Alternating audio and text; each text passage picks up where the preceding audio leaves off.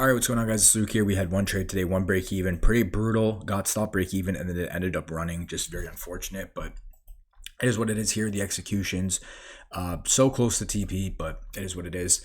Guys, 24 hours left on the Alpha, 50% off. So if you guys want to count with Alpha Trader, code LukeX, next 24 hours, unless they extend it. But yeah, so coming into the day today, I was willing to trade either way. I personally just was waiting for confirmation. I wanted to use this 1 hour gap as a condition. If we respect it, we look for lower. If we trade through it, we look for higher. So market opens up and we get a really slow market open. We get this initial move to the upside. We kind of just chop around and then we get this push into this 1 hour gap.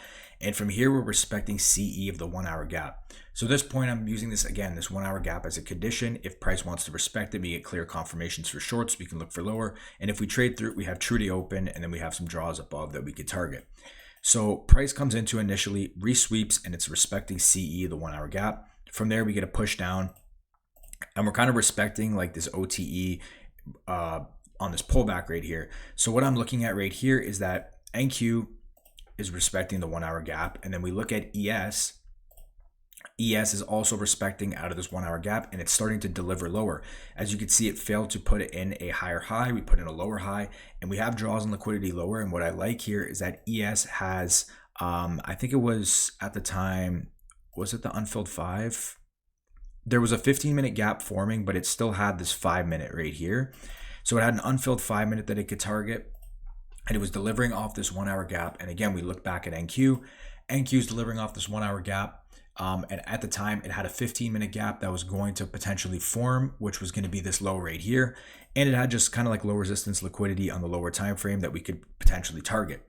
So right here, you could see, where was 10 a.m.? 10 a.m. opens and manipulates up, tapping CE. We get that pullback. We come back in. We get this retrace. So I'm anticipating an open, high, low close.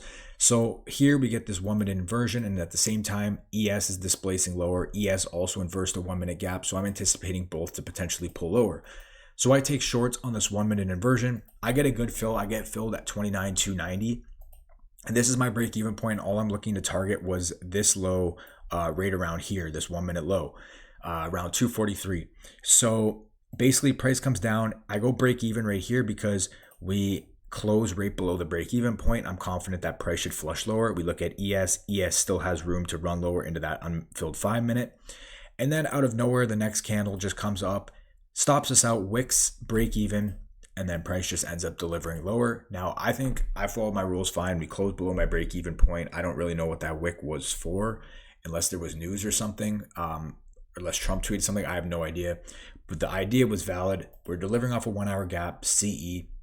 10 a.m. manipulated up. We got a retrace, 1 minute inversion with nice displacement. ES also displacing lower with a 5-minute unfilled gap below. Again, I was looking to target, I was targeting this low actually. So I got really close. TP ends up, we get really close to TP. We get reversed on, break even, and then price ends up running. And obviously, probably could have held all the way down till there, would have made a ton of money, but it is what it is. Nothing we can do about it. We take the break even and we'll be back at it tomorrow to end the week off. So that's it for me, guys. And I'll see you guys in the next one. Peace.